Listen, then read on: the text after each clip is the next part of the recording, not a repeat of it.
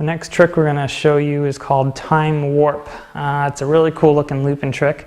This is one where you want to have a strong around the world. Take a look at that around the world video if you haven't already. You want to have that down really well.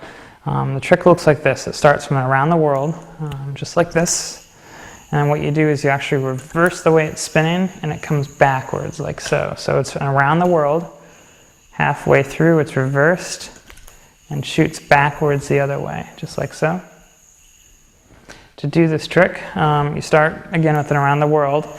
I found it's easy if you kind of stop the yo-yo like so, and from here it's almost a hop the fence motion. You're actually, instead of catching the yo-yo, you're throwing it back over. So start from around the world, swing it around, and I'm going to bring it up, backwards, and then you make this backward swing around the world motion. So it looks like this. Forward, I shoot it out and bring it backwards like so.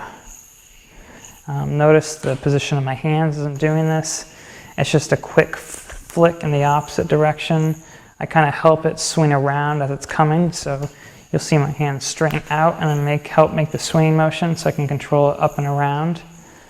One more time, time warp around the world, stop, reverse directions into backwards around the world, and that's time warp.